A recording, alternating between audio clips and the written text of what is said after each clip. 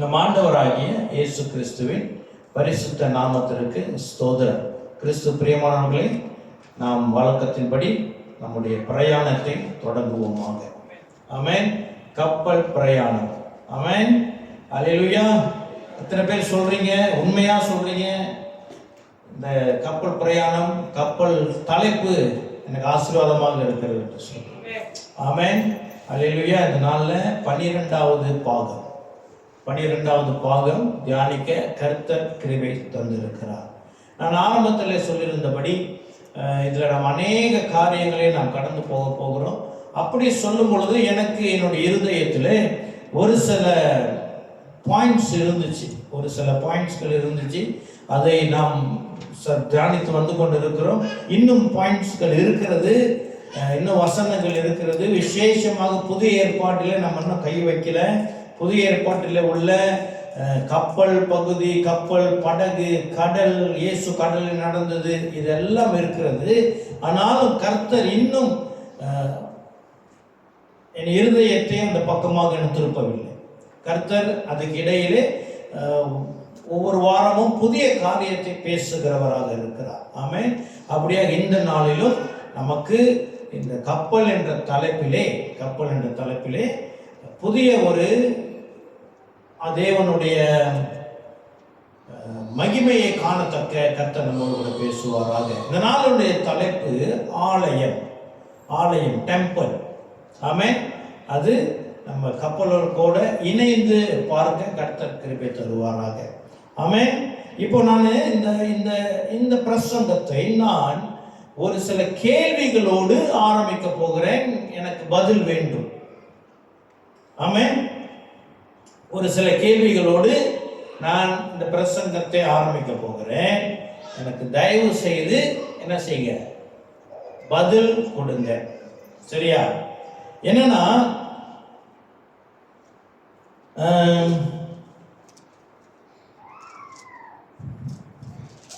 பெருமை இருக்கு இல்லையா?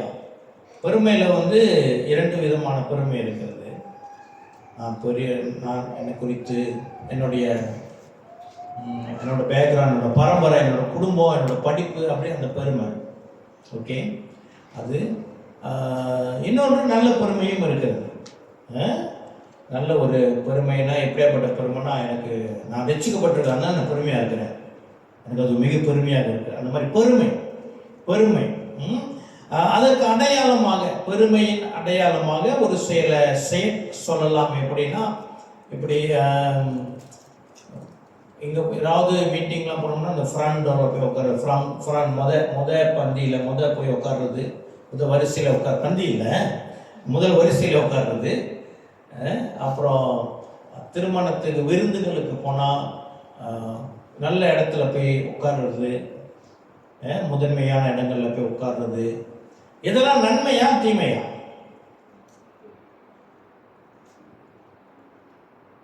கேள்வி கேட்டிருக்கேன். இதை செய்யலாமா நம்ம?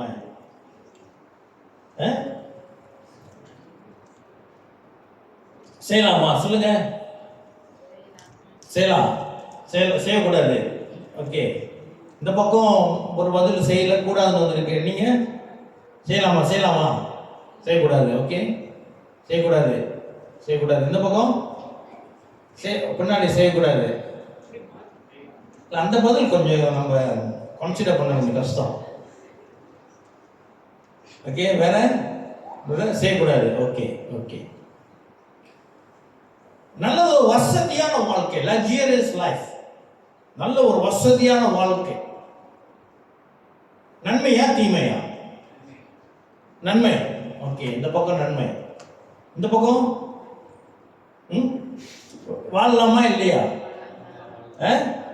நீங்க என்ன கேட்டா பதில் சொல்ல மாட்டேன். யார் கை தூக்குங்க.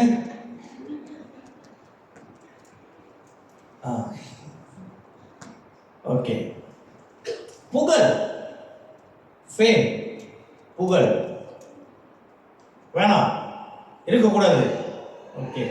இங்க இருக்கக்கூடாது. சரி.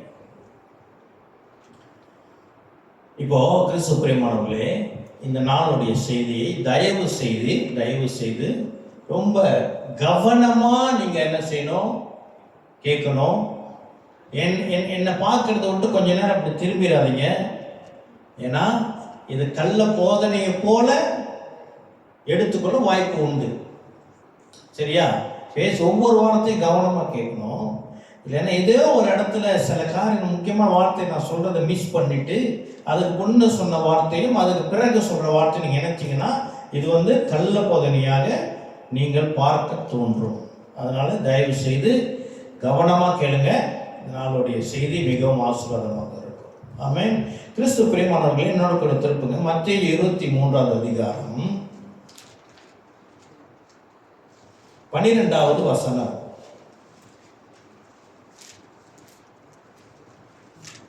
அதுக்கு முன்பதாக அதே அதிகாரத்தில் 6வது வசனமும் 7வது வசனமும்.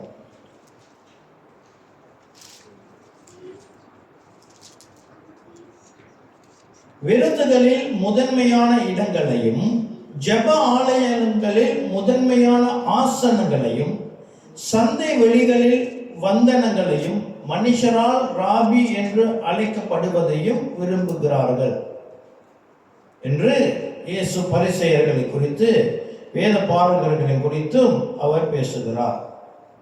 ஆமென். என்னவா அவர்கள்ட்ட இருக்கிற கூடாத காரியம் என்னவாம்? விருந்துகளில் முதன்மையான இடங்களில் உட்கார்றது, ஜெப ஆலயங்களில் முதன்மையான இடங்களிலேயும் உட்கார்றது, சந்தை வெளிகளில் வந்தனங்களையும் மனுஷரால் ராபி ராபியன் அழைக்கப்படுவதும் அவர்கள் விரும்புகிறார்களாம். ஆமென். அவர்கள் விரும்புகிறார்களாம். அது என்னன்னா, அதாவது ராபி நம்ம கூப்பிடுறது இல்லை. இப்போ போதகர் ராபின்னா டீச்சர்ஸ் அப்படி கூப்பிடுறது இல்லை. இருந்தாலும் என்னன்னு சொன்னா அது ஒரு அங்கீகரிப்பு. என்னை ஒரு ஆள் அங்கீகரிக்க வேண்டும், அங்கீகரிக்கப்படுகிறத நீங்க விரும்பாதீங்க அப்படின்னு இயேசு சொல்லுகிறார். யார் சொல்றா? இயேசு தானே சொல்லுகிறார். சொல்லிட்டு அப்படியே கீழே இறங்கி 12வது வசனத்தில் அவர் சொல்லுகிறார் தன்னை உயர்த்துகிறவன் தாழ்த்தப்படுவான். ஆமென். தன்னை உயர்த்துகிறவன் தாழ்த்தப்படுவான். அப்ப உயர்த்துகிறது என்ன அப்படின்னு முன்னாடி சொன்னார். என்ன உயர்த்துறது? தன்னை உயர்த்துகிறது என்ன? அங்கீகாரத்தை எதிர்பார்க்கிறது, முதன்மையான இடங்களிலே போய் உட்கார்றது, இதெல்லாம் என்னது? தன்னை உயர்த்துகிறது. ஆமென். அப்படி செய்கிறவர்கள் என்ன செய்யப்படுவார்களாம்? தாழ்த்தப்படுவார்களாம். ஆமென். அடுத்தது என்ன சொல்லுது? தன்னை தாழ்த்துகிறவன் உயர்த்தப்படுவான். அப்ப இதெல்லாம் செய்யாம எது போய் முன்னுக்கு உட்காராம கொஞ்சம் விருந்துக்கெல்லாம் போனால் பின் பக்கமாக உட்காரும் போது, ஸ்பெஷல் மீட்டிங் சர்ச்சுக்கெலாம் போகும்போது பின்னாடி உட்கார்றது, தன்னை அங்கீகரிக்காமல் நான் நோபடி, நான் பாஸ்டர் இல்லை, நான் இவெஞ்சலிஸ்ட் இல்லை, நான் ஊழியக்காரன் இல்லை, நான் சாதாரண ஒரு விசுவாசி அப்படின்லாம் சொல்லும் பொழுது என்ன நடக்குமாமா? உனக்கு தன்னை தாழ்த்துகிறவன் உயர்த்தப்படுவான். அப்ப என்ன அர்த்தம்? இந்த எக்ஸாம்பிள் வச்சு பார்த்தோம் என்றால், இந்த எடுத்துக்காட்டை வைத்து பார்த்தோம் என்று சொன்னால், அதாவது தன்னை தாழ்த்துகிறவன் பின்னாடி உட்கார்றது, முதன்மையான இடத்துல உட்காராமல் தன்னை தாழ்த்துகிறவன், எனக்கு அங்கீகரிப்பு வேணாம் என்று சொல்லி தன்னை தாழ்த்துகிறவன் என்ன செய்யப்படுவானா? உயர்த்தப்படுவானா? அவனுக்கு அங்கீகாரம் கிடைக்கும். ஆமென். முதன்மையான இடங்கள் அவனுக்கு கொடுக்கப்படும். அது கிறிஸ்து பிரியமானவர்களே, இதோடைய அடக்கம் என்னவென்றால், இந்த முதன்மையான இடம் தீமை அல்ல, முதன்மையான அங்கீகரிப்பும் தீமை அல்ல. ஆமென். இது தீமை அல்ல. ஆனால் அதை நாம் தேடக்கூடாது, அது கர்த்தர் நம்மிடம் கொடுப்பார். அல்லேலூயா. அநேக காரியங்கள்ல கிறிஸ்தவர்கள் சற்று தவறான ஒரு கருத்து உடையவர்களாக இருக்கிறது. என்ன? அவர்களுக்கு ஊழிய அழைப்பு வரும் பொழுதும், சபையிலேயாவது அல்லது வெளியே எங்கே குடும்ப மத்தியிலும் ஏதேனும் ஒரு ஒரு ஒரு ஒரு திருமணத்துக்கு போகும்போதோ இல்லை வீட்டில் பர்த்டே நடக்கும் பொழுதும் கூப்பிட்டு நீ கொஞ்சம் ப்ரே நடத்துங்க அப்படின்னா, நான் தாழ்த்துக்கிறேன், நான் அதுக்கு பாத்திரம் அல்ல, நான் என்னை நான் வந்து அப்படி அமைதி, நான் வந்து அப்படி நான் அப்படியே என்னை மறைவாக இருக்கணும், நான் என்னை மறைத்துக் கொள்கிறேன் அப்படின்னு சொல்லுகிறது தவறு. அது தவறா புரிந்து கொண்டிருக்கிற கிறிஸ்துவுக்கு பிரியமானவர்களே, கர்த்தர் நம்ம உயர்த்த வேண்டும் பொழுது அந்த அழைப்பு யார் மூலியமாக வரலாம். கர்த்தர் உயர்த்தும் பொழுது அந்த அழைப்பு நமக்கு வரும் பொழுது அதை நாம் செய்ய வேண்டும். ஆமென், அல்லேலூயா. அப்போ அதே போல சில வசதி வாழ்க்கை வரும் பொழுதும் கிறிஸ்தவர்கள் என்ன செய்ய வேண்டும்? அதிலே வாழ கற்றுக்கொள்ள வேண்டும். ஆமென், வாழ கற்றுக்கொள்ள வேண்டும். உதாரணத்துக்கு சொல்றேன், கர்த்தர் தாமே நம்முடைய தாழ்மையை பார்த்து தாழ்த்துகிறவர் உயர்த்தப்படுவான் என்று சொல்லுகிற வசனத்தின் நிமித்தம், ஆமென், திடீரென்று கர்த்தர் நம்முடைய தாழ்மையை அங்கீகரித்து அவர் என்ன செய்கிறார்? ஒரு நல்ல ஒரு சிறப்பான ஒரு உணவு விருந்துக்கு கர்த்தர் அழைக்கிறார். யார் மூலியமும் அழைக்கிறாங்க. இல்லைங்க, நான்லாம் அதுக்கு நான் வரல பிரதர், அதெல்லாம் ரொம்ப ஹை கிளாஸ் பீப்புள் போகிற இடம், நான் யார் அப்படின்னு சொல்லி அதை நாம் நிராகரிக்க கூடாது. ஆமென். அது ஒருவேளை நான் சொல்லுகிற உதாரணம் உங்களுக்கு புரிந்து கொள்ள கடினமாக இருக்கலாம். அல்லது திடீர்னு கர்த்தர் என்ன செய்கிறார்? நான் ஒரு சாதாரண ஒரு வாகனத்தை ஓட்டுகிறவனாக இருக்கிறேன், திடீர்னு ஒரு வாய்ப்பு வருகிறது, ஒரு நல்ல ஒரு பெரிய வண்டியை ஓட்டுகிற, ஒரு பெரிய வண்டியை உரிமையாக்கி கொள்ளுகிற ஒரு வாய்ப்பு வரும் பொழுதும், நான் என்னை தாழ்த்துகிறேன் என்று சொல்லி அதை தட்டி கழிப்பதும் தவறு. கர்த்தர் கொடுக்கும் பொழுது அதை நாம் ஏற்றுக்கொள்கிறவர்களாக இருக்க வேண்டும். ஆமென், அல்லேலூயா. மிகவும் கவனமாக இருக்க வேண்டும். நாம் ஒருவேளை இந்த செய்தியை நாம் இன்னும் ஆழமாக போகும் பொழுது நமக்கு இது நல்ல விளங்க வாய்ப்பு உண்டு. சரியா? இப்ப எந்த அளவுக்கு நம்மை அதிகமாக தாழ்த்துகிறோமோ, ஆமென், தாழ்த்துகிறது நம்முடைய வேலை, உயர்த்துகிறது அவருடைய வேலை. அப்போ சில உயர்வு நம்ம தேடாம, நாம் உயர்வை தேடாமல் அந்த உயர்வு நம்மை தேடி வருகிறது என்று சொன்னால் அதை நாம் கட்டாயம் ஏற்றுக்கொள்ள வேண்டும். அல்லேலூயா. ஆமென். நிச்சயமாக நாம் அதை ஏற்றுக்கொள்ளதான் வேண்டும். நம் சபையிலே அநேக நேரத்தில் நம்ம யாருமே, நானும் சரி பாஸ்டரும் சரி, ஆசீர்வாதங்களை குறித்து நாம் அதிகமாக பேசுகிறது இல்லை. ஆமென். ஏனென்றால் கர்த்தர் சிலுவையிலே சகல ஆசீர்வாதங்களை நமக்கு கொடுத்து எல்லாம் நிறைவேறிற்று என்று சொன்னார். ஆமென். புதிதாக கர்த்தர் நமக்கு ஆசீர்வதிக்க வேறு ஒன்றும் இல்லை, அனைத்தும் செய்து முடித்து விட்டார். ஆமென். ஏற்ற வேளையில கர்த்தர் நம்ம ஆசீர்வதிக்கிறவராக இருக்கிறதுனாலே நாம் ஆசீர்வாதத்தின் பின்னாடி ஓடாதபடிக்கு ஆசீர்வாதம் நம்மை சேரத்தக்க நாம் வார்த்தையிலே பயணித்துக் கொண்டிருக்கிறோம். ஆமென், அல்லேலூயா.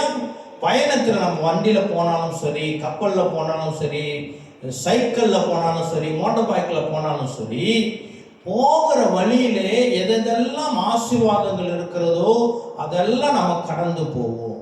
போற வழியிலே ஆசீர்வாதம் நம்ம சேரும். உதாரணத்திற்கு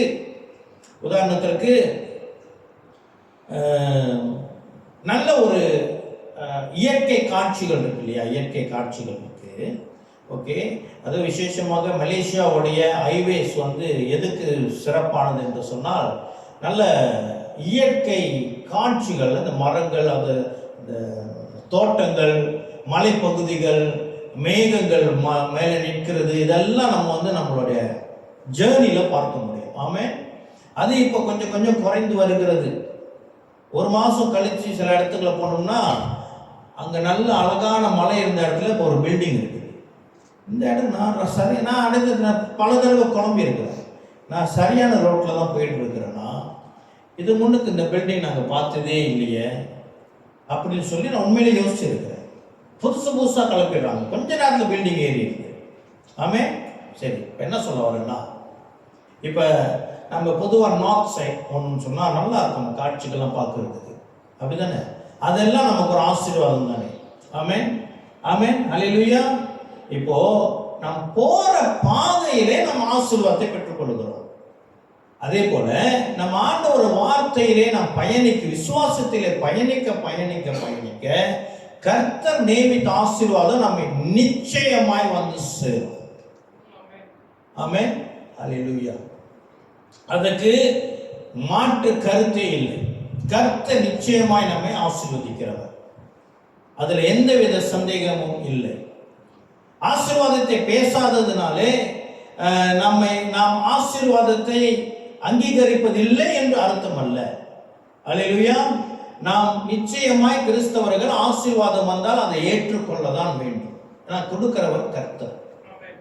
கர்த்தர் நம்மை ஆசீர்வதிக்கும் பொழுது, கிறிஸ்து பிரியமானவர்களே, அங்க என்ன நடக்குது என்று சொன்னால், தேவனுடைய நாமம் மகிமை அடைகிறது. ஆமென். கர்த்தர் நம்ம உயர்த்தும் பொழுது அங்க கர்த்தருடைய நாமம் மகிமை அடைகிறது. ஆமென், அல்லேலூயா. கர்த்தர் நம்மை ஆசீர்வதிக்கிறது எதற்காக? ஒன்று, நாம் சுகமாய் வாழ்வதற்கு, கர்த்தருடைய பிள்ளைங்க சுகமாய் வாழ வேண்டும். இரண்டாவது என்னன்னா, அவருடைய நாமம் மகிமைப்பட வேண்டும். ஆமென். இதுதான் ஆசீர்வாதத்துடைய சுருக்கம். சரியா? சரி, இப்போ என்னன்னா, இந்த ப்ராசஸ் இதுனா, இந்த நம்மை நாம் தாழ்த்தும் பொழுது, அதிகமாக தாழ்த்தும் போது கர்த்தர் நம்மை அதிகமாக உயர்த்துவோம். இது எப்படி நடக்கிறது? அதுல ஒரு ஃபார்முலா இருக்குது, அது ஒரு வழிகாட்டி இருக்குது, அதுக்கு ஒரு செய்முறை உண்டு. அது எப்படி வேலை செய்கிறது என்பதை நாம் இந்த நாளிலே தியானிக்க கர்த்தர் கிருபை தருவாராக.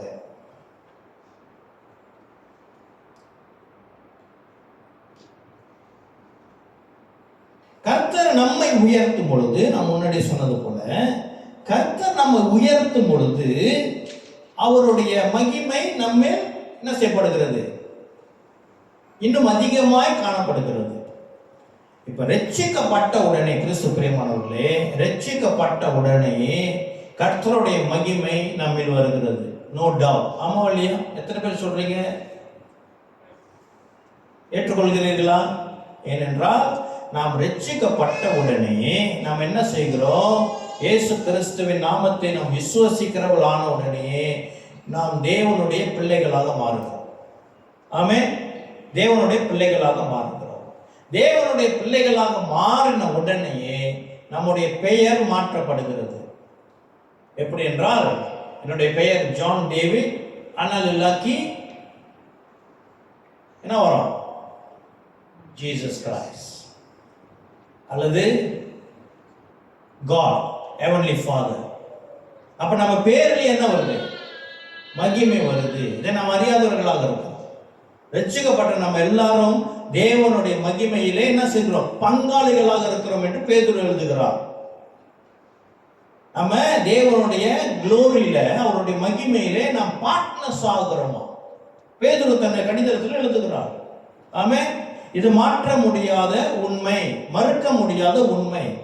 என்ன நடக்குது கிறிஸ்து பிரியமானவர்களே? இந்த ரட்சிப்புல, ரட்சிக்கப்பட்ட உடனேயே நம்ம என்ன செய்கிறோம்? தேவன் யோவான், திருப்புங்க, யோவான் 23:14,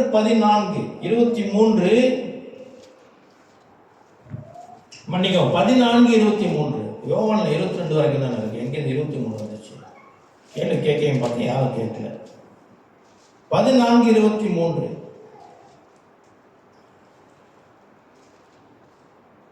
இயேசு அவனுக்கு பிரதியுத்தரமாக, ஒருவன் என்னில் அன்பாய் இருந்தால் அவனின் வசனத்தை கை கொள்வான், அவனில் என் பிதா அன்பாய் இருப்பான், நாங்கள் அவனிடத்தில் வந்து அவனோட வாசம் பண்ணுவோம். ஆமென். கர்த்தர் நமக்குள்ளாக வாசம் செய்கிறவர். அந்த சீக்ரெட் இப்ப நம்ம பார்த்துட்டு இருக்கிறோம். என்ன அந்த ஃபார்முலா அப்படின்னா, கொஞ்சம் க்ளோஸா ஃபாலோ பண்ணுங்க. என்ன ஃபார்முலானா, நம்மை தாழ்த்தும் பொழுது கர்த்தர் நம்ம உயர்த்துவார். எப்படி நடக்கிறது? முதலாவது நாம் ரட்சிக்கப்படும் பொழுது நாம் என்ன செய்யப்படுகிறோம்? தேவனுடைய மகிமையினாலே நாம் முடிசூட்டப்படுகிறோம். அல்லேலூயா, ஆமென். கர்த்தருடைய மகிமை எப்பொழுதும் ஒரே மாதிரி இருக்கும் அல்ல. கர்த்தருடைய மகிமையிலே சிறப்பான மகிமையும் உண்டு. ஆமென். எப்படி என்றால் ஆகாய் 2:9 வாசிக்கலாம் வாங்க. ஆகாய் 2:9 அதிலே வித்தியாசமான மகிமைகள் குறித்து எழுதப்பட்டு இருக்கிறது. ஆகாய் 2:9 முந்தின ஆலயத்தின் மகிமையை பார்க்கிலும் இந்த பிந்தின ஆலயத்தின் மகிமை பெரியதாய் இருக்கும் என்று சேனைகளின் கர்த்தர் சொல்லுகிறார். என்னது? மகிமையிலே வித்தியாசம் உண்டு. ஆமென். மகிமையிலே என்ன இருக்குது? வித்தியாசம் உண்டு. அப்ப கிறிஸ்து பிரியமானவர்களே, கர்த்தர் நம்ம ரட்சித்த உடனே கர்த்தருடைய மகிமையிலே நாம் சேர்க்கப்படுகிறோம். அந்த மகிமை அப்படியே இருக்காதா? அது என்ன செய்ய வாய்ப்பு உண்டு? அது சிறப்பாக மாற வாய்ப்பு உண்டு. அல்லேலூயா. முந்தின மகிமையை காட்டிலும் எப்படி போட்டிருக்கு? முந்தின ஆலயத்தின் மகிமையை பார்க்கிலும் இந்த பிந்தின ஆலயத்தின் மகிமை பெரியதாக இருக்கும். ஆமென். இது எதை குறித்து எழுதப்பட்டிருக்கிறதுனா, இது வரும் போகிற ஆலயத்தை குறித்து எழுதப்பட்டிருக்கிறது. இது வேற தீர்க்க தரிசனம். இருந்தாலும் இது நம்ம செய்திக்கு அது ஒத்து வருகிறதுனாலே நான் இதை பேச விரும்புகிறேன். கிறிஸ்து பிரியமானவர்களே, யோவான் 14:23 நாம் வாசித்தோம். கர்த்தர் அவர் தேவனும் இயேசு கிறிஸ்துவும் ஆவியானவரும் நாங்கள் அவர்கள் வாசம் பண்ணணும் போட்டிருக்குது. திருத்துவ தேவன் ரட்சிக்கப்பட்ட மனிதனுக்குள்ளாக வாசம் செய்கிறார். ஆமென். 1 கொரிந்தியர் 3:16 என்ன சொல்லுகிறது? நாம் தேவனுடைய ஆலயமாக இருக்கிறோம். அல்லேலூயா.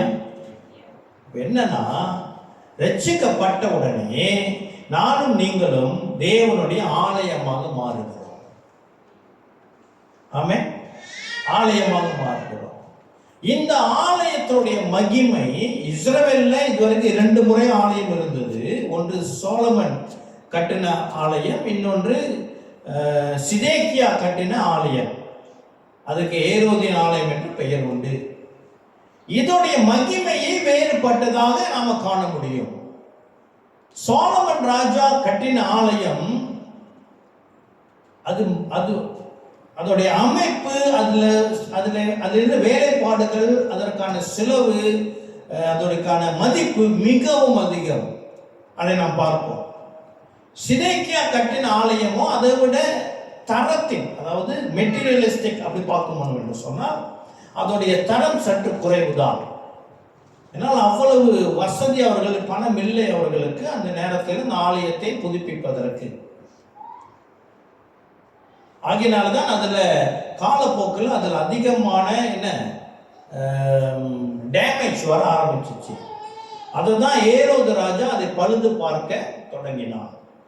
ஏரோது ராஜா இயேசு காலத்திற்கு முன்பதாக என்ன செய்தார்? அதை பழுது பார்க்க ஆரம்பிச்சு. ஏன்னா மக்களை கொஞ்சம் சந்தோஷப்படுத்த வேண்டும் சொல்லி அவன் கொஞ்ச நாள் செய்வான், அப்படி விட்டுருவான், கொஞ்ச நாள் செய்வான், அப்படி விட்டுருவான். அதனால தான் போட்டிருக்குது. இயேசு கிட்ட சொல்றாங்க, ஏரோது இந்த ஆலயத்தை கட்டுறதுக்கு 40 வருஷம் பிடிச்சிச்சு அப்படின்னு சொல்றாங்க. அவன் பார்க்கலாம்.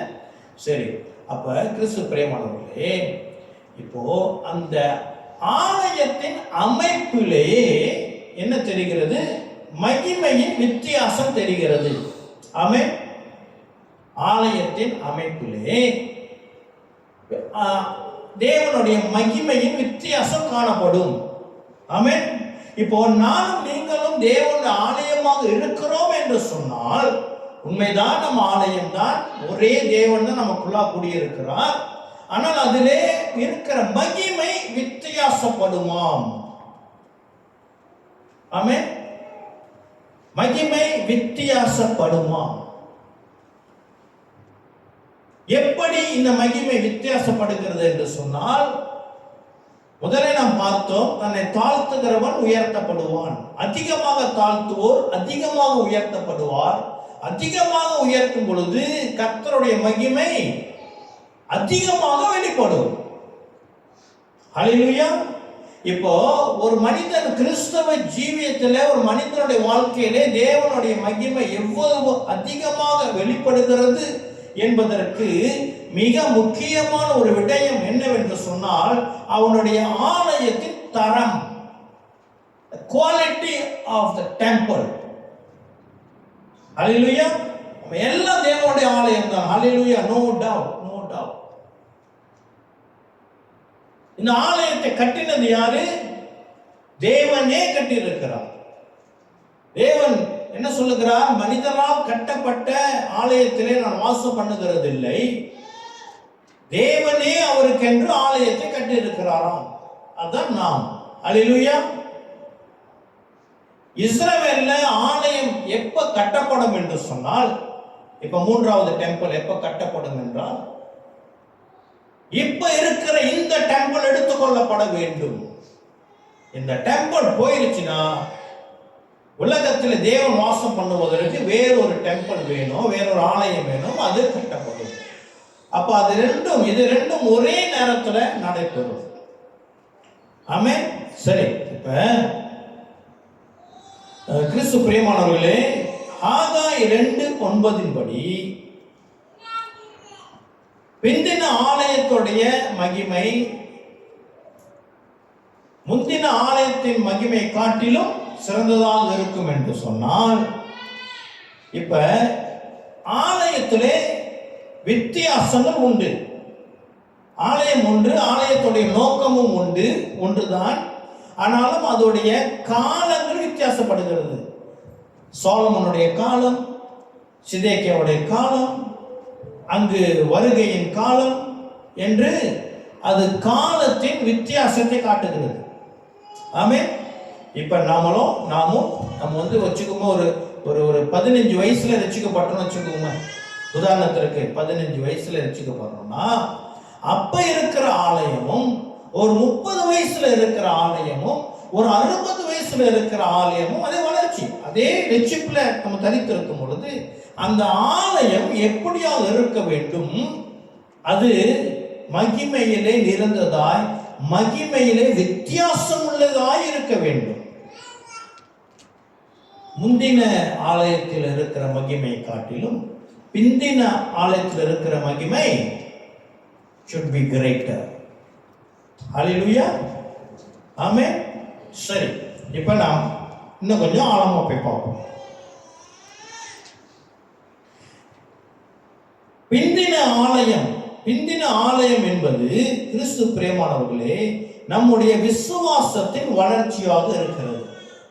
விசுவாசத்திலே நாம் வளர வளர வளர நாம் என்ன செய்கிறோம்? நம்முடைய ஆலயத்துடைய மகிமை வளர்கிறதாக இருக்கிறது. ஆமென். இப்போ சோலமன் ராஜா கட்டின ஆலயத்தை நாம் சற்று தியானிக்க போகிறோம். சோலமன் ராஜா கட்டின ஆலயத்தை நாம் சற்று கவனிக்க போகிறோம். அதை நான் உதாரணமாக சொல்லுகிறேன். இப்போ ஒரு வீடு விற்கப்படுகிறது. வீடை வாங்குறோம். வீடு வாங்கும் பொழுது டெவலப்பர் கொடுக்குற வீடு எப்படி இருக்கும்? ஒரு டபுள் ஸ்டோரி வீடாக இருந்துச்சுன்னா முன்னுக்கு பாட்ச் இருக்காது, அந்த வார்னிங் இல்லை, வார்னிங் இருக்காது, கேட் இருக்கும், உள்ளே போகும், எல்லாம் அவங்க கொடுக்குற ஒரிஜினல் டிசைன். உள்ளே போனால் நமக்கு தெரியும், ஹால், டைனிங், கிச்சன் அதெல்லாம் ஒரே தான் இருக்குது. இப்போ அப்படி தான் செய்கிறாங்க. பட்டிஷன்ஸ் இல்லை, நடுவில் தடுப்பு இல்லை, சரியா? அப்புறம் மேலே போனோம்னா அதே ஒரு 2 ரூம் இருக்கும், மாஸ்டர் பெட்ரூம் இருக்கும், ஒரே அமைப்பு. ஆமென். ஹல்லேலூயா. இப்போ ஒருவர் அந்த வீடை வாங்கி அதை இன்னும் மேற்கொண்டு செலவு பண்ணி என்ன செய்கிறாங்க? முன்னுக்கு அமைப்பு மாற்றுறாங்க, கதவோட அமைப்பு மாற்றுறாங்க, கண்ணாடி ஜன்னலுடைய அமைப்பு மாற்றப்படுகிறது. உள்ளே சென்றால் அவங்க கொடுக்கப்பட்ட டைல்ஸ் எல்லாம் புதியதாக மாற்றப்படுகிறது. கிரானைட், மார்பிள், என்னென்னமோ ஹை குவாலிட்டி மெட்டீரியல்ஸ்னால் அலங்கரிக்கப்படுகிறது. வால்பேப்பர், பிளாஸ்டர் ஷீலிங், அங்கிட்ட போனால் கிச்சன் டைனிங் எல்லாம் வேறு வேறு தடுப்பு, கிச்சனில் போனால் அங்கே கேபினெட்ஸ் எல்லாம் மாற்றப்படுகிறது. எல்லாம் மாற்றப்படுகிறது. இப்போ முதலாக அவங்க வாங்கின அந்த இடத்திற்கு பேர் என்னது? அந்த ப்ராப்பர்ட்டிக்கு பேர் என்னது? வீடு. இப்போ அந்த ப்ராப்பர்ட்டிக்கு என்ன பேரு? இப்பயும் வீடு தான். வீடு வாங்கி ரெனோவேஷன்லாம் பண்ணி அப்புறம் தான் என்னோட ரெனோவேட்டட் வீட்டுக்கு வரீங்களா அப்படி கூப்பிடுமா? எப்படி கூப்பிடுவோம்? நீங்க கூப்பிடுவீங்க. ஏன்னா உங்க வீடு மாளிகை பார்த்தா இருக்கு, அதனால நீ கூப்பிடலாம். என்ன சொல்லுவோம்? வீட்டுக்கு வாங்கன்னா கூப்பிடுவோம். வீடு தான். ஆனா அந்த வீட்டோட மகிமை எப்படி இருக்குது? முன்னாடி மகிமை, பின்னாடி மகிமை எப்படி இருக்குது? மாறுபட்டு இருக்கிறது. அல்லேலூயா, ஆமென். எத்தனை பேர் சொல்றீங்க சரியா புடிப்படல? நீங்க என்ன சொல்றீங்க? உண்மையா சொல்லுங்க. என்னதான் சொல்ல வரீங்க? எனக்கு புரியல. நீ யாரும் சொல்றீங்க? கையங்க வச்சுட்டீங்க. ஆமென். கர்த்தர் நம்மோடு பேசுவாராக. ஒரு விசேஷமான வெளிப்பாடு. எனக்கு மிக ஆச்சரியம். ஆமென். இப்ப சாலமன் கட்டின ஆலயத்தை நாம் போய் பார்த்தோம் என்றால் நமக்கு இன்னும் தெளிவாக கர்த்தர் நமக்கு வெளிப்படுத்துவாராக. ஆமென். 1 ராஜாக்கள் 5வது அதிகாரம், 1 ராஜாக்கள் 5வது அதிகாரம் வசனங்கள் 1 - 10 முடிய.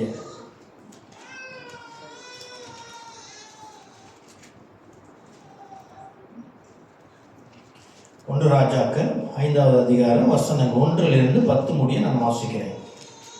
சாலமோனை அவனுடைய பிதாவின் ஸ்தானத்தில் ராஜாவாக அபிஷேகம் பண்ணினார்கள் என்று தீருவின் ராஜாவாகிய ஈராம் கேள்விப்பட்டு தன் ஊழியக்காரரை அவனிடத்தில் அனுப்பினான். ஈராம் தாவீதுக்கு சகல நாளும் சிநேகிதனாய் இருந்தான். அப்பொழுது சாலமோன் ஈராமிடத்தில் ஆட்களை அனுப்பி, என் தகப்பனாகிய தாவீதின் சத்துருக்களை கர்த்தர் அவருடைய பாதங்களுக்கு கீழ்ப்படுத்தி விடாமலும் அவர்கள் தம்மை சுற்றிலும் செய்கிற யுத்தத்தினால் அவர் தம்முடைய தேவனாகிய கர்த்தருடைய நாமத்திற்கு ஆலயத்தை கட்ட அவருக்கு கூடாதிருந்தது என்று நீர் அறிந்திருக்கிறேன்.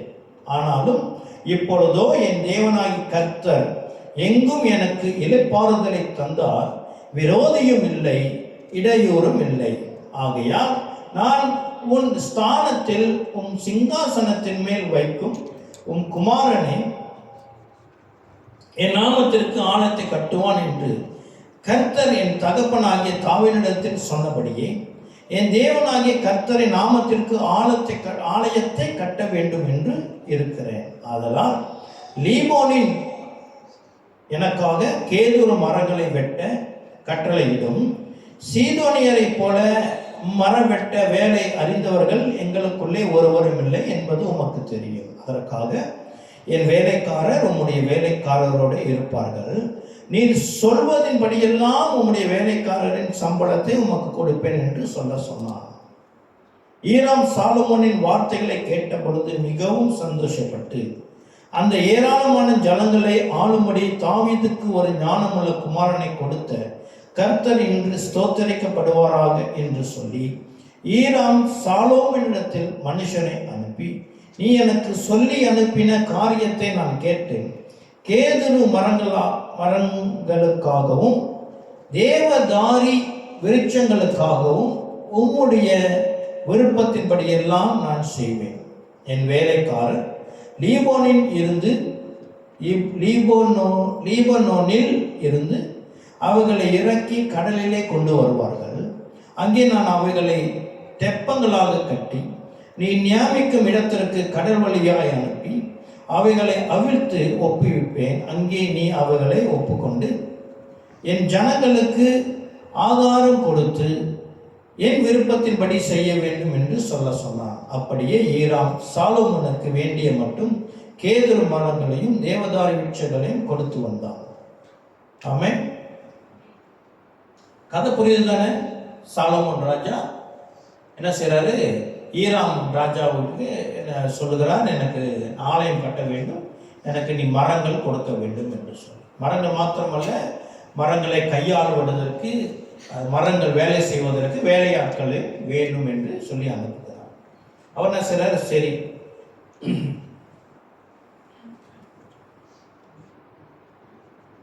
கேட்டேன். ஆமென். என்ன அவர் என்ன செய்யறாரு? அதை அவருக்கு ஏற்ற மாதிரி மரங்களையும் எல்லாம் செஞ்சு கொடுக்க அப்படி சொல்லிட்டாரு. அது சேர்ந்துருச்சு. அல்லேலூயா. இப்ப சாலமன் ஆலயத்தை எதிலே கட்டினார்?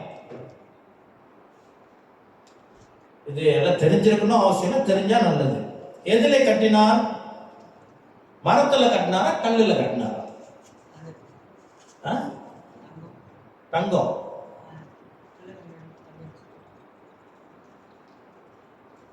தங்கத்துல கட்டினாரு. எதுல கட்டினாரு?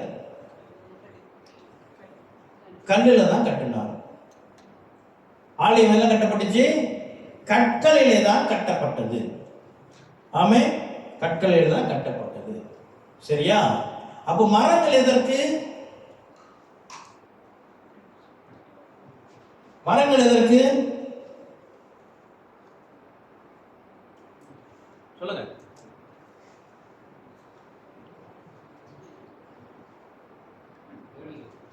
ஜோடிக்கிறதுக்கா? இல்ல, அது உண்மையில சரியான வார்த்தை. ஜோடிக்கிறதுக்கு தான். ஆமென். சரி, நாம அதை படிப்போம். சரியா? இப்போ கிறிஸ்து பிரியமானவர்களே, அடுத்த வசனத்தை அடுத்த அதிகாரத்தில் நான் வாசிக்க போகிறேன். 1 முடிய. இஸ்ரவேல் புத்திரர் 6வது அதிகாரம், 1 ராஜாக்கள் 6வது அதிகாரம். இஸ்ரவேல் புத்திரர் எகிப்து தேசத்திலிருந்து புறப்பட்ட 480ஆம் வருஷத்திலும் சாலோமோன் இஸ்ரவேலின் மேல் ராஜாவான 4ஆம் வருஷம் சிக் மாதமாகிய 2ஆம் மாதத்திலும் அவன் கர்த்தரின் ஆலயத்தை கட்டத் தொடங்கினான். சாலமோன் ராஜா கர்த்தருக்கு கட்டின ஆலயம் 60 முழ நீளமும் 20 முழ அகலமும் 30 முழ உயரமுமாய் இருந்தது. ஆலயமாகி அந்த மாளிகையின் முகப்பிலே அவன் கட்டின மண்டபம் ஆலயத்தின் அலங்கத்திற்கு சரியாய் 20 முழ நீளமும் ஆலயத்திற்கு முன்னே 10 முழ அகலமுமாய் இருந்தது. பார்வைக்கு குறுகி போகிற ஒடுக்கமான ஜன்னல்களை ஆலயத்திற்கு செய்வித்தான். அவன் தேவாலயத்தின் சுவரும் சந்நிதி ஸ்தான சுவருமாகிய ஆலயத்தின் சுவர்களுக்கு அடுத்ததாய் சுற்று கட்டுகளை கட்டி அவைகளில் அறைகளை சுற்றிலும் உண்டாக்கினான். கீழே இருக்கிற சுற்றுக்கட்டு 5 முழ அகலமும் நடுவே இருக்கிற 6 முழ அகலமும் மூன்றாவதாய் இருக்கிறது 7 முழ அகலமுமாய் இருந்தது. அவைகள் ஆலயத்தினுடைய சுவர்களிலே தாங்காதபடிக்கு ஆலயத்தை சுற்றிலும் புறம்பே ஒட்டு சுவர்களை கட்டுவித்தான். ஆலயம் கட்டப்படுகையில் அது பனித்திருந்து கொண்டு வரப்பட்ட கற்களாலே கட்டப்பட்டது. ஆகையால் அது கட்டப்படுகிற போது சுத்திகள், வாட்சிகள் முதலான எந்த இருப்பு ஆயுதங்களின் சத்தமும் அதில் கேட்கப்படவில்லை. நடு அறைக்குள் போகிற வாசற்படி ஆலயத்தில் வலது புறத்தில் இருந்தது. சுழற் படிகளால் நடு அறைகளுக்கும் நடு அறைகளிலிருந்து 3வது அறைக்கும் ஏறுவார்கள். ஆமென். 8வது வசனம் முடிஞ்சு 9வது வசனம். இவ்விதமாய் அவன் ஆலயத்தை கட்டி கேதுரு மர உத்திரங்களாலும் பலகைகளாலும் ஆலயத்தை மச்சு பாவி முடித்தான். எதுல கட்டினாங்களா? தெளிவாக போட்டிருக்கிறது, கற்களாலை கட்டி. அந்த வேலைப்பாடு எப்படி நடைபெற்றதா? அந்த ஆலயம் கட்டப்பட்ட ஸ்தலத்திலே அந்த கற்கள் வெட்டப்படவில்லை, அது சரிப்படுத்தப்படவில்லை. பார்த்துருப்பீங்க, வேலை செய்யும் பொழுது செங்கக்கல் எடுப்பாங்க, அந்த இடத்துல கொஞ்சம் உடைப்பாங்க, உடைச்சிட்டு அந்த இடத்துல கட்டுவாங்க. சில இடத்துல பாதிக்கல் வைக்கணும், பார்த்துருக்கீங்களா இல்லையா? உடைக்கிறது, அந்த மாதிரி வேலை எதுவுமே ஆலயம் செய்கிற இடத்துல இல்லை. அந்த கற்கள் வெட்டப்படுகிறது, உடைக்கப்படுகிறது, அதெல்லாம் வேறு இடத்துல நடந்தது. தயார் செய்யப்பட்டதை எடுத்து வந்து இங்கே அவர்கள் அதை அமர்த்தி பூசினார்கள். அவ்வளவுதான்.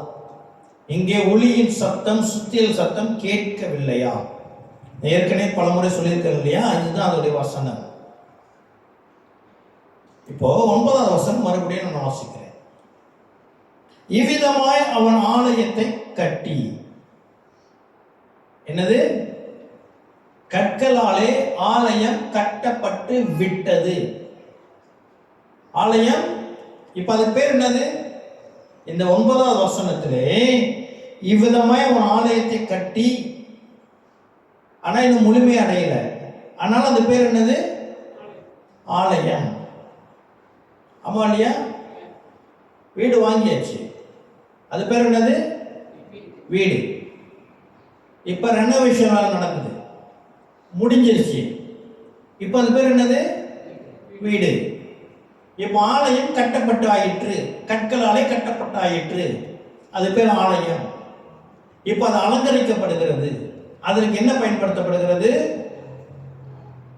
கேதுரு மர உத்திரங்கள், கேதுரு மரம் பயன்படுத்தப்படுகிறது. எந்த கேதுரு மரம் இது? லீபோனின் கேதுரு மரம் கொண்டு வரப்பட்ட லீபோனின் கேதுரு மரம். இப்ப அந்த ஆலயத்துடைய மகிமை கற்களாலே பார்க்கப்படும் பொழுது அது ஆலயம்தான். ஆலயம் என்றாலே அது மகிமை தான். அதோட மகிமையும் இப்ப இது மரங்களாலே அலங்கரிக்கப்பட்ட பின்பு அதுல என்ன வேலைப்பாடுகள் நிறைய உண்டு, நிறைய உண்டு. வேலைப்பாடுகள் நிறைந்த இந்த ஆலயமும் மகிமையிலே வேறுபட்டது. ஆமே. ஒரே வீடு, வீட்டு விலை அதே விலைதான். இப்போ அது இன்னும் மேன்மைப்படுத்தப்படுகிறது, இன்னும் செலவு செய்யப்படுகிறது. அந்த வீடு முன்னாடி இந்த தோற்றம் முழுமையாக மாற்றப்படுகிறது. அந்த வீட்டுடைய தோற்றம் இந்த வீட்டு பக்கத்து வீட்டுக்கும் அந்த வீட்டுக்கு மொத்தம் சம்மதமே இல்லை. என்னங்க இந்த வீடு இப்படி இருக்கு, உங்க வீடு வேற மாதிரி இருக்குது அப்படின்னு சொல்லி அந்த வீட்டில் இருந்த ஒரு கல் கூட பழைய கல் அல்ல, முழுமையாக இடித்து விட்டு மறுபடியும் புது வீடு கட்டப்படுகிறது. இப்ப அதோட பெயர் என்ன? வீடு. அதோட விலாசம் என்ன? அதே விலாசம். ஆனா வீட்டோட மகிமை வேறு. ரட்சிக்கப்பட்ட உடனே நாம் தேவனுடைய ஆலயமாக மாற்றப்படுகிறோம். இந்த ஆலயத்திற்கு என்ன பெயர் கொடுக்கப்படுகிறது? கிறிஸ்தவன் என்ற பெயர் கொடுக்கப்படுகிறது. இந்த ஆலயமானது மரங்களினாலே அலங்கரிக்கப்படுகிறது. அலங்கரிக்கப்பட்டு இந்த ஆலயத்தோட மகிமை மாறுகிறது. ஆனால் அது பெயர் என்னது? ஆலயம்தான். அதோடைய விலாசம் என்னது? அதே கிறிஸ்தவன் தான். ஆனால் இந்த ஆலயத்துடைய மகிமையை மாற்றினது எது? லீபோனின் கேதுரு மரம். ஆமே. ஃபாலோ பண்றீங்களா? ஆமே. இப்போ நாம் தலைப்புக்குள்ளாக வருகிறோம். கேதுரு மரம் எருசலேமுக்கு எவ்வாறு கொண்டு வரப்பட்டது? வாசித்தோம். 9வது வசனம் 5:9. என் வேலைக்காரர் லீபோனில் இருந்து அவர்களை இறக்கி கடலிலே கொண்டு வருவார்கள். அங்கே நான் அவர்களை தெப்பங்களாக கட்டி நீ நியமிக்கும் இடத்திற்கு கடல் வழியாய் அனுப்பி அவர்களை அவிழ்த்து ஒப்பு கொடுப்பேன். கேதுரு மரங்கள் எதில் கொண்டு வரப்பட்டுச்சான்? கடலிலே கொண்டு வரப்பட்டதான். கடல் என்றால் என்ன? வேத வார்த்தை. அப்போ மரம் என்றால் என்ன? ஹல்லேலூயா. ஆமென்.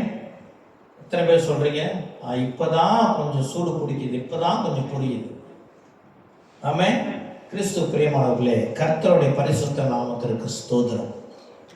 கர்த்தர் நம் சபையின் மேலே அவருடைய பிள்ளைகள் மேலே மிகவும் பிரியப்படுகிறதுனால கர்த்தர் புதிய புதிய வெளிப்பாடுகளை கொடுத்து சீஷராக நம்மை மாற்றிக் கொண்டிருக்கிறார். ஹல்லேலூயா, ஆமென். இப்போ கிறிஸ்து பிரியமானவர்களே, சங்கீதம் 92:12 நாம் வாசிக்கலாம்.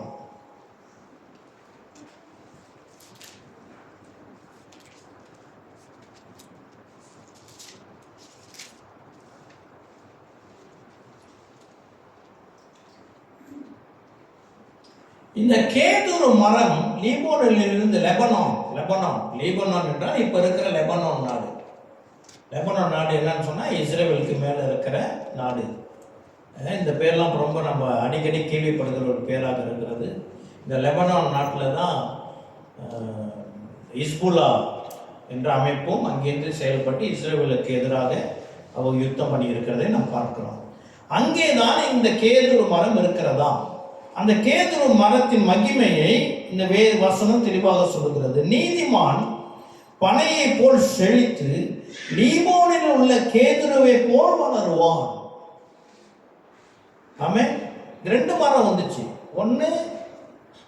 ஒன்று கேதுரு மரம், இன்னொன்று என்ன மரம் போட்டிருக்குது?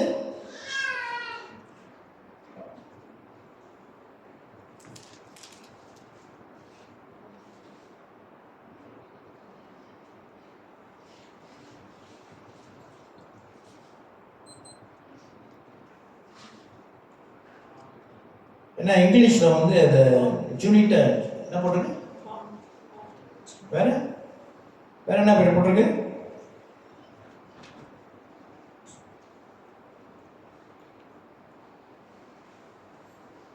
தேவதாரி விருட்சங்களையும். 10வது வசனம் படிங்க இங்கிலீஷ்ல. 1 ராஜாக்கள் 5:10. In this way, Hiram kept Solomon supplied with all the cedar and juniper boughs. Juniper.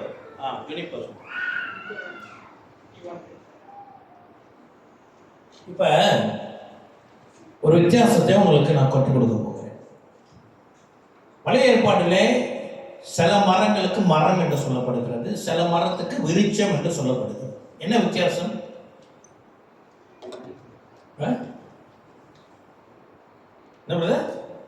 என் காது அவ்வளவு ஸ்ட்ராங் இல்லை, வேகமா பேசணும்.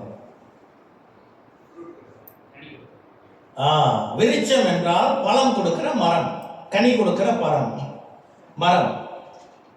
மரம் என்றால் அதுல கனி இருக்காது. வெறும் மரம் என்றால் கனி இல்லாத மரமாக அது சித்தரிக்கப்பட்டிருக்கிறது. ஆமென்.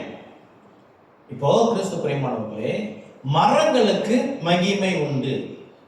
மகிமைனா தேவனோட மகிமை அப்படி சொல்ல, மரங்களுக்கு அதோடைய சொந்த என்னது, அதோட குவாலிட்டி, அதோடைய தரம், அதோடைய மேன்மை. தனித்தனி மரத்துக்கு தனித்தனி மேன்மைகள் உண்டு. ஆமென், அல்லேலூயா. அதிலே இந்த லெபனான் கேதுரு மரம் மகிமை நிறைந்ததாக இருக்கிறது. அதனால்தான் ஏன் தேவன் சங்கீதம் 92:92 அதை நம்முடைய ஆசீர்வாதத்தை கர்த்தர் உயர்த்துகிற மனுஷனை எப்படி லீபோனின் கேதுருவை போல உயர்வான் என்று சொல்லப்பட்டிருக்கிறது ஒரு அடையாளமாக. அப்ப மரம் நல்லது. இந்த மரத்தில் வேதத்துக்கும் மரத்துக்கும் மிக நெருங்கிய என்ன இருக்குது, ஒரு உறவு இருக்கிறது. மனிதனுடைய பாவம் தொடங்கினதே ஒரு மரத்தினால தான். ஆமென். மனிதனுடைய வாழ்வும் மனிதனுடைய வீழ்ச்சியும் கர்த்தர் மரத்திலே தான் வைத்திருந்தார். ஜீவ விருட்சம் இருந்தது, இன்னொன்று நன்மை தீமை அறிகிற விருட்சமும் இருந்தது. அது இந்த மரம் என்பது நம் அநேக காரியங்களை நமக்கு சிம்பாலிக்காக அடையாளமாக இந்த வேதத்திலே காட்டப்படுகிறது. இப்போ இந்த கேதுரு மரம் நல்ல மரம். கேதுரு மரம் நல்ல மரம். எந்த அளவுக்கு நல்ல மரம் என்றால், எந்த அளவுக்கு இது சிறப்பான மரம். கேதுரு மட்டுமல்ல, இன்னொரு மரமும் தேவதாரி மரம், 2 மரமும் நல்ல மரம். எந்த அளவுக்கு இது நல்ல மரம் என்றால், இது ஆலயத்தை அலங்கரிக்க போகிற மரம். என்னது? தேவனுடைய ஆலயத்தை அலங்கரிக்க போகிற மரங்கள். இது எவ்வளவு சிறப்பான ஒரு மரம். அல்லேலூயா. ஆனால் இது இருந்த இடம் எங்கே? தேவனுடைய தேசத்தில் அல்ல. ஆமென். தேவனுடைய தேசத்தில் அல்ல. இது லெபனான்ல இருந்ததாம். நல்ல மரம், நல்ல மரம். ஆனால் இருந்த இடமோ தேவனிடத்தில் இல்லை, வெளியே இருந்தது. ஆமென். கிறிஸ்துவுக்கு பிரியமானவர்களே, நாம் ரட்சிக்கப்படும் பொழுது இந்த மரத்துக்கு ஏதுவான சிறப்பான குணாதிசயங்கள் ஒரு மனிதன் பிறக்கும் பொழுதே அவனுக்குள்ளா கர்த்தர் வைக்கிறார். அதை நாம் தாளந்து என்றும் சொல்லுவோம். சரியான வார்த்தை இல்லை, இருந்தாலும் அதை சொன்னால் நமக்கு விளங்கும். பிறந்த முதலிலிருந்து ஒரு மனிதனுக்குள்ளாக, ஒரு குழந்தைக்குள்ளாக தேவன் அநேக சிறப்பான காரியங்களை அவர்களுக்குள்ளாக வைத்திருக்கிறார். உண்மைதான். என்னென்ன மாதிரி சிறப்பு? அவன் ஞானம் நிறைந்தவனாக இருப்பான். ரட்சிப்பை பத்தி பார்க்கணும், அது அப்புறம். பை பர்த் அவங்க என்ன செய்யறாங்க? பெற்றோருடைய டிஎன்ஏ அவங்க கேரி பண்றதுனால அந்த பெற்றோருடைய திறமைகள், பெற்றோருடைய குணாதிசயங்கள் அந்த பிள்ளைகளுக்குள்ளாக வைக்கப்படுகிறது.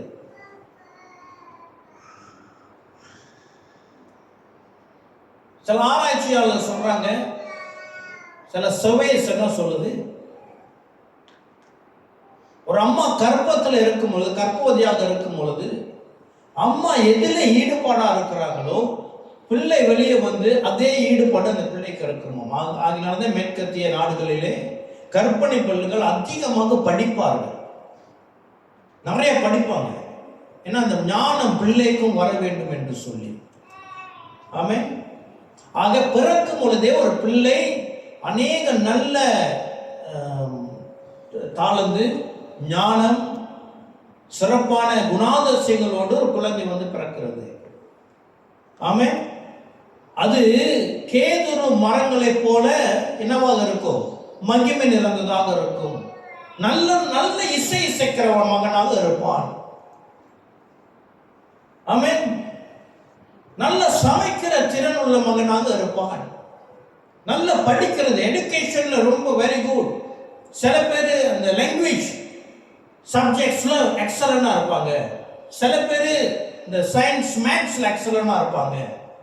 சில பேர் they are both. சில பேர் maybe they are not good in education but some other skill work. அல்லேலூயா. அவங்க வாழ்க்கையில சிறப்பாக இருக்கும்.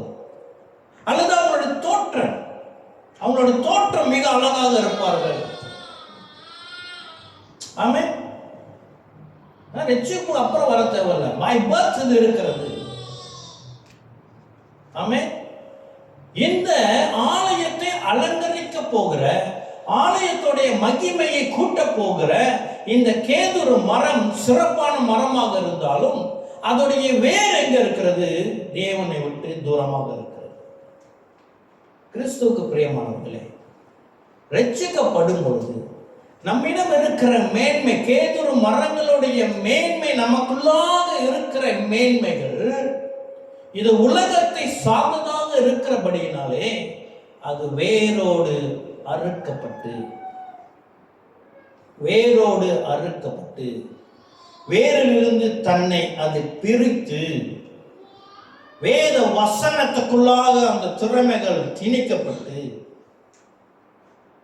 அது ரட்சிக்கப்பட்ட நம் ஆலயத்தை அலங்கரிக்கத்தக்க அது நம்மை வந்து சேர வேண்டும். உதாரணத்திற்கு இசைக்கிற திறனுடைய ஒரு மகன் ரட்சிக்கப்படும் பொழுது, ரட்சிக்கப்படுவதற்கு முன்பதாகவே அந்த திறன் அவனிடம் இருக்கிறதுனாலே அந்த திறனை அவன் எதிலே பயன்படுத்துவான்? உலகப்புறமான பாடல்களே பயன்படுத்துவான். ஆமென். இப்ப ரட்சிக்கப்பட்ட உடனே அந்த திறமை அவனுக்குள்ளாக இருக்கும். ஆனால் அந்த திறமைக்கும் இந்த உலகத்துக்கும் இருக்கிற வேறு வெட்டப்பட வேண்டும். வெட்டப்பட்டு அந்த திறமை நேராக எருசலேமுக்கு வரல, மரம் தண்ணீரிலே மிதந்து வந்ததாம். இப்போ அந்த திறமைக்குள்ளாக வேத வார்த்தை செல்ல வேண்டும். வேத வார்த்தையிலே அவனுடைய திறமை டியூன் பண்ணப்பட வேண்டும். அந்த திறமை அந்த ஆலயத்துடைய கிறிஸ்தவ ஆலயத்துடைய மகிமையை மாற்றும். இனி அந்த திறமை தேவ ராஜ்யத்துக்கு என்று பயன்படுத்தப்பட வேண்டும். அல்லேலூயா. அது நான் ஒரு எக்ஸாம்பிள் சொல்றேன். that could be பல காரியம் என்னவாக இருக்கும். கிறிஸ்து பிரியமானவர்களே, சில பிறப்பு பை பர்த், அந்த குடும்பமே உயர்ந்த குடும்பம். அந்த பரம்பரையே ஜமீன் பரம்பரைன்னு சொல்லுவாங்க இல்லையா? இங்க யாராச்சும் ஜமீன் பரம்பரை இருக்கிறீங்களா? ஒலிவியா தூக்குறாங்க. வேற எங்க அப்பா ராஜாதி ராஜா. யார் சொல்றீங்க? அவ்வளவுதானா? யார் சொல்றீங்க அப்பா ராஜாதி ராஜா?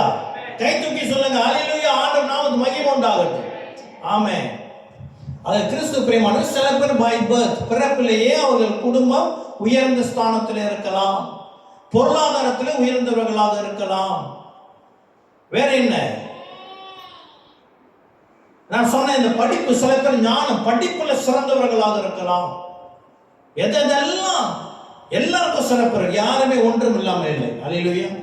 எல்லாருக்கும். ஏன்னா நாம் யாரு சாயல்ல படைக்கப்பட்டிருக்கிறோமா? தேவனுடைய சாயல்ல படைக்கப்பட்டிருக்கிறோம்.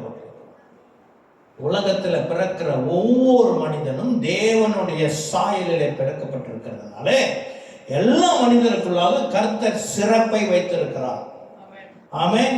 அந்த சிறப்பு அதோடைய வேரிலிருந்து அறுக்கப்படவில்லை என்றால், அந்த சிறப்பு தேவனுடைய ரட்சிக்கப்பட்ட பிறகு நம் ஆலயமாக மாற்றப்படுகிறோம் இல்லையா? அந்த சிறப்பு இந்த ஆலயத்தை அலங்கரிக்காது. புரியுதுங்களா நான் என்ன சொல்றேன்னு? ஆமென். அதனால தான் சொன்னேன், இதை ரொம்ப கேர்ஃபுல்லா கேட்கணும். இல்லைன்னா இது எப்படி வந்துடுது, இதை தவறான போதனையாக ஏற்றுக்கொள்ள இது வாய்ப்பு உண்டு. ஆமென். கிறிஸ்து பிரியமானவர்களே, இப்போ மறுபடியும் நம்ம என்ன செய்வோம்? மத்திய 23:12 மறுபடியும் வருவோம்.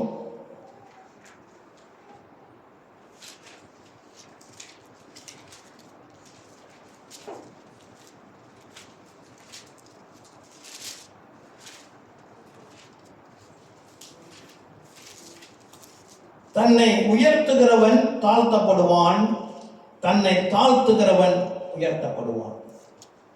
அதோட ஃபார்முலா என்னன்னு சொன்னா, கிறிஸ்து பிரியமானவர்களே, நம்முடைய வாழ்க்கை தேவனுடைய ஆலயமாக நம்முடைய சரீரம் மாற்றப்படுகிறது. மாற்றப்பட்ட உடனேயே இதுக்கு முன்பதாக நம்மிடம் இருந்த மகிமைகள், நம்மிடம் இருந்த திறமைகள், நம்மிடம் இருந்த தாளந்துகள், அதை எல்லாவற்றிலும் நாம் அதை என்ன செய்ய வேண்டும்? தாழ்த்தி உலகத்திலிருந்து அதை அறுக்க வேண்டும். நமக்கு இருக்கிற தாளந்தை உலகத்தோடு இன்னும் இசைந்து செய்கிறவர்களாக இருக்கக்கூடாது. அப்படி நம்மை தாழ்த்தும் பொழுது கர்த்தர் எந்த பகுதிகளிலே நமக்குள்ளாக ஞானத்தையும் திறமைகளையும் சிறப்புகளையும் வைத்திருக்கிறாரோ அதை என்ன செய்வார்? இந்த விசுவாசத்தின் மூலியமா இந்த மரங்கள் என்ன கடல்ல தானாகவே மிதந்து வந்திருக்கும். யோசிச்சு பாருங்க. ஒரு மரத்தை வெட்டி, லெபனான்ல வெட்டி கடல்ல போட்டோம்னா எருசலேம்ல வந்து சேர்ந்துருமா? அப்புறம் எப்படி கொண்டு வந்திருப்பாங்க? பார்த்துருக்கீங்களா அந்த வீடியோலாம்?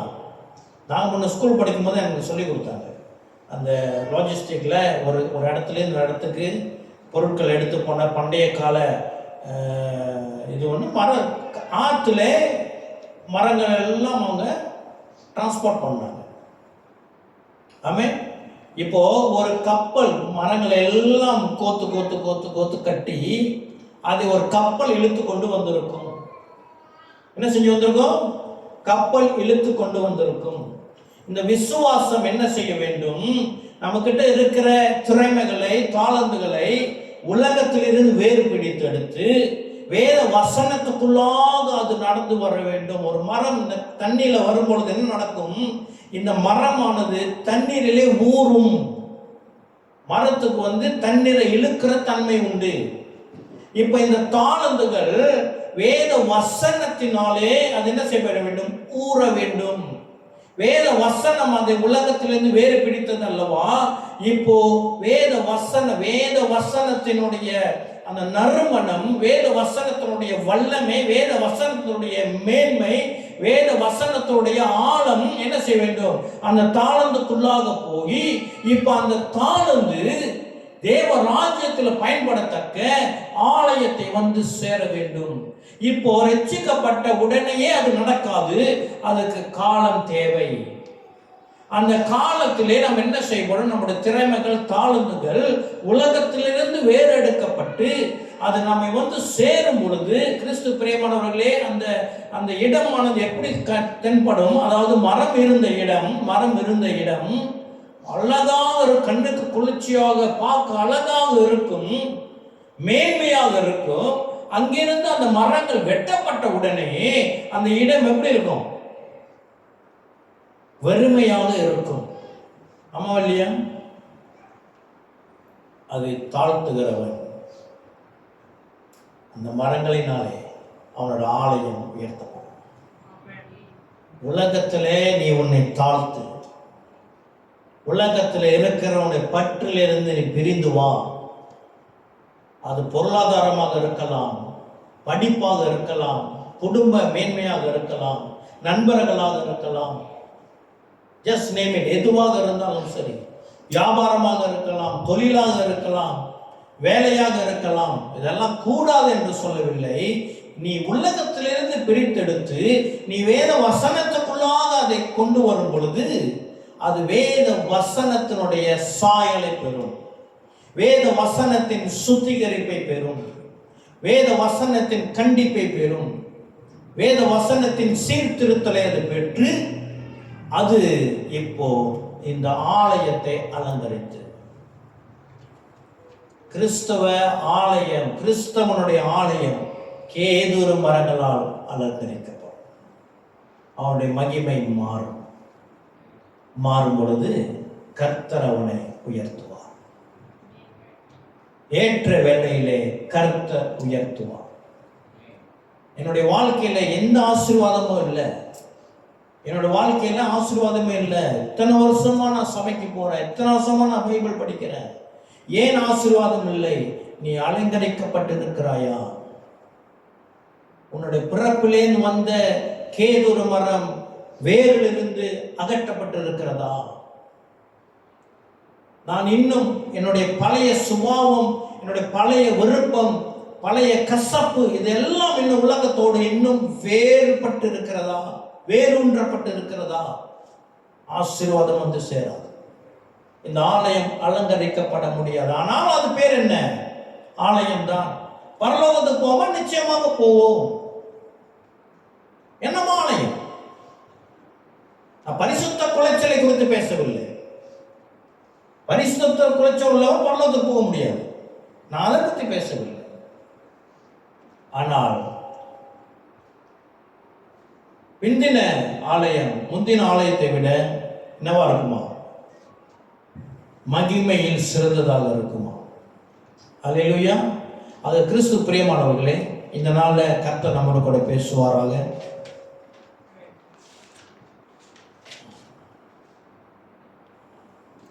கர்த்தர் நம்மோடு கூட பேசுவாராக. சற்று நேரம் கண்களை மூடி இன்னும் ஒருவேளை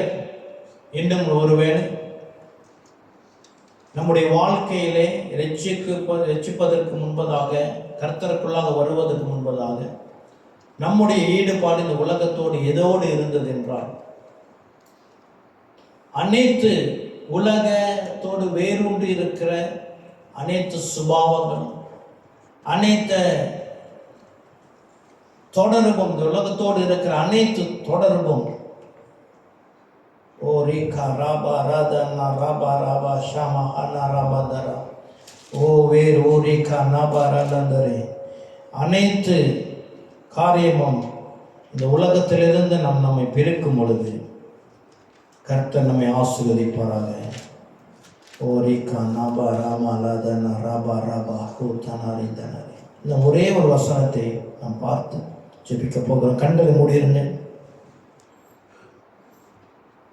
மார்க் 10:29. அதற்கு இயேசு பிரதியுத்தரமாக, என் நிமித்தமாகவும் சுவிசேஷத்தின் நிமித்தமாகவும் வீட்டையாவது சகோதரரையாவது சகோதரிகளையாவது தகப்பனையாவது தாயையாவது மனைவியையாவது பிள்ளைகளையாவது நிலைகளையாவது விட்டவன் எவனும் இப்பொழுது இம்மையிலே துன்பங்களோடு கூட நூறுத்தனையாக வீடுகளையும் சகோதரரையும் சகோதரிகளையும் தாய்களையும் பிள்ளைகளையும் நிலங்களையும் மறுமையிலே நித்திய ஜீவனையும் அடைவான் என்று மெய்யாகவே உங்களுக்கு சொல்லுகிறேன் என்கிறார்.